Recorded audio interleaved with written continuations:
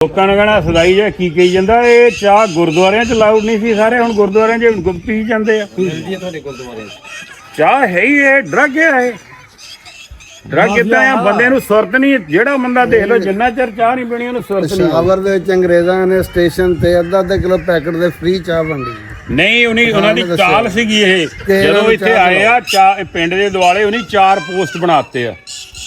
ਉਹਨਾਂ ਨੂੰ ਪਤਾ ਵੀ ਸਵੇਰ ਨੂੰ ਕਿਹੜਾ ਉੱਠਦਾ ਆ, ਵੀ ਕਿਹੜਾ ਇਹਦੇ ਹਾਲੇ ਜਾਨ ਹੈਗੀ ਲੱਤਾਂ ਤੇ, ਉਹਨੂੰ ਲੰਗਾ ਕਰਨਾ ਸੀ। ਨਹੀਂ ਕੀ ਕੀਤਾ, ਖੋਖਾ ਖੋਲਿਆ ਚਾਹ ਦਾ ਤੇ ਉਧਰੋਂ ਮਾਰਿਆ ਸ਼ਰਾਬ ਖਾਨਾ।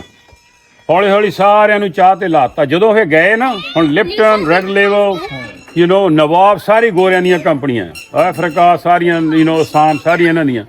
ਇਹਨੀ ਹੋਏ ਕੀ ਕੀਤਾ, ਜਦੋਂ ਗਏ ਆ ਇਹਨੀ ਨਾ ਰੇਲਵੇ ਤੇ ਚੱਲੀ ਹੈ ਚਾਹ, ਚਾਏ ਬਿਸਕੁਟ ਜਿਹੜੀ ਹੈ ਨਾ, ਇਹਨੀ 2 ਬਿਸਕੁਟ ਤੇ ਚਾਹ ਦਾ ਕੱਪ ਫ੍ਰੀ ਨਾਲ ਇਹਨੇ ਕੀਤਾ ਇਹ 2 ਸਾਲ।